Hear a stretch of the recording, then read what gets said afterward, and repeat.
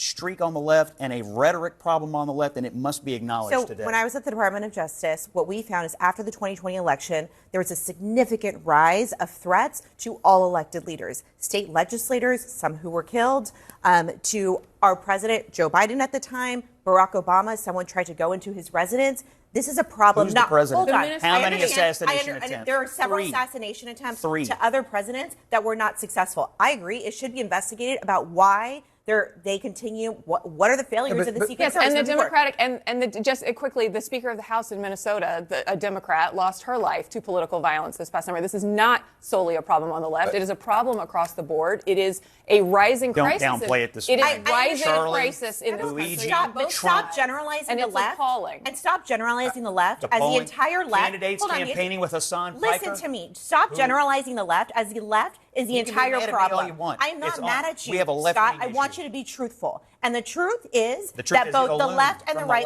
there are loons on the right too. And if you're going to sit here and tell me there are not, then that is just a disgrace. Okay, everybody, get out your everything is the left's fault bingo card. You can go ahead and fill out Luigi and, of course, Hassan Piker, which you should see in the center of the card. Everyone gets that. Hey, does anyone on the right ever use violent rhetoric? Over the weekend, Trump effectively said that Milley should be executed for treason. The president reacting to Mueller's death on Truth Social, saying, "I'm glad he's dead." Knock the crap out of him, would you? I will pay for the legal fees. If I say don't hurt him, then the press says, well, Trump isn't as tough as he used to be. President Trump is responding to Rob Reiner's death, posting on Truth Social. Reiner's death was due to, quote, the anger he caused others through his massive, unyielding, and incurable affliction with a mind-crippling disease known as Trump derangement syndrome. The former president posted this photo of himself getting ready to swing a baseball bat next to a photo of Bragg. Today, Bragg's office received a package containing white powder and a threatening note. I love the old days. You know what they used to do to guys like that? They'd be carried out on a stretcher, folks. Like to punch him in the face, I'll tell you. President Trump tweeting, when the looting starts, the shooting starts. Try not to hurt him. If you do, I'll defend you in court. We had some people, some rough guys like we have right in here, and they started punching back. It was a beautiful thing. Oh, right. Well, sure, but that's just a few examples. You know, I'm going to need to see a little more than that. Wait, what's that? There's more? You don't say. It is the enemy from within, and they're very dangerous. They're Marxists and communists and fascists. And it's a choice between communism and freedom. No, they've done very bad things to this country. They are indeed the enemy from within. This is communist, this is Marxist, this is fascist. It's the enemy from within. That's a bigger enemy than China and Russia. There's a radical left Marxist, communist, fascist. She's a Marxist. She's a fascist. These far left fascists, led by Harris and her group. If Comrade Kamala Harris gets 4 more years, you will be living a full-blown banana republic ruled by an anarchy and a tyranny.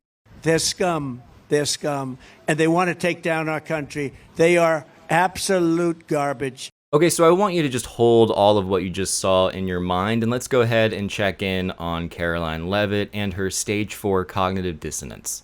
People listen, and when you have mentally disturbed individuals across the country who are listening to this crazed rhetoric about the president day after day after day, it inspires them to do crazy things. And unfortunately, it's not just the media, it is the entire Democrat Party has made their pitch to voters across the country that Donald Trump poses an existential threat to democracy, that he is a fascist, and that they compare him to Hitler. I mean, these are despicable statements that the American people have been consuming for years. And so many mentally perturbed individuals are led to believe these words are truth and then are inspired to act on it. Do we have to do this?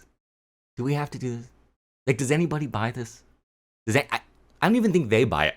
Like, whether it is Scott the Smirk Jennings or Caroline Talking Points Leavitt, it's like they're just being wheeled out to say the same thing every single time. It's the left's fault somehow. It is, you know, because they say things and then people hear those things and then, you know, they try to kill the president. Fortunately, some people have recognized this pattern because it is like a sitcom script. It has the same structure. They just replace certain things. They replace a joke or two here and there, but it's all the same. So let's, for fun, just do a little bit of a throwback. Yeah, I'm pretty tired of conservatives gaslighting about the current political environment and Donald Trump's rhetoric when All of this escalation can be traced back to his entrance into American politics. His claim to fame was saying that Obama wasn't born in America. He was the first presidential candidate to have his crowd chant, "Lock her up," about a political opponent. You can bring up the insurrection. Even in the past few weeks, my home city of Chicago, he posted a photo of Chicago being invaded by the Department of War. So the broader point here is Donald Trump endlessly deflects and tries to blame it on the other side when he is the one responsible for amping up the tension in America. And I've spent all of my formative years throughout high school, throughout college, looking to the president, who I'm supposed to be able to look up to, and seeing somebody who's trying to place blame on the left, who's amping up the rhetoric constantly. And yeah, it's not good. Hey, that little baby's making some pretty good points. So the first thing I want to say here is, who cares? You know, I'm not going to lie. I forgot about the shooter at the White House Correspondents' Dinner about 20 minutes after it happened. And a lot of people online immediately assumed it was fake, which tends to happen when you have a president and administration that lies as much as they do. People will eventually just kind of stop trusting you. Also, there is this thing called Occam's razor. So when these dorks get on TV and they're like, can you even believe that there have been 3 assassination attempts against Donald Trump? I mean, how do you explain that? Could it be that he's just like supremely not liked? Also kind of hated? He's unpopular according to basically every metric. He's underwater in basically every area. But ultimately, this is just the same script the right comes out with every single time something like this happens. It's almost like they want to keep the news cycle focused on this story intentionally so that people aren't discussing things like the disastrous war in Iran or the disastrous economy or how Trump is enriching himself and his family at the expense of the American people, or how he's all over those files everybody keeps talking about. So whenever I see this pearl clutching from Scott Jennings or Caroline Leavitt, you can't really convince me that a part of them doesn't love this. Like, they needed this. They needed this in order to be able to control the narrative. But the side effect of doing this over and over again is eventually people just stop caring. Also, last month, we bombed a school and killed 168 people, most of whom were schoolgirls. But I'm supposed to care about a dinner for multimillionaires to get drunk at getting postponed? I don't think so. I think I'm going to stick with being concerned about the actual deaths being caused by this administration, some of which is a form of social murder, which is a real thing, by the way. And it's a real term. In fact, Doge, during their 2025 cuts, when they cut USAID, it's right now estimated that has caused 750,000 deaths, mostly children. So yeah, I'm going to keep worrying about that stuff rather than a dinner for rich people getting interrupted. Now, I'm not saying political violence is good. Okay, I just wish our government would stop doing it all the time.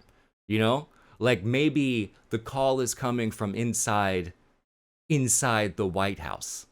You know, it's because they're just wreaking havoc internationally and domestically. So maybe that's what we should be focusing on.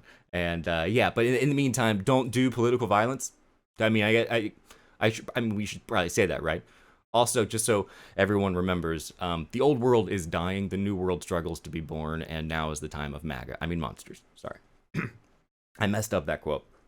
It's also written by a socialist, which means I'm probably on Donald Trump's list. But fortunately, he can't read. I'll see you next time.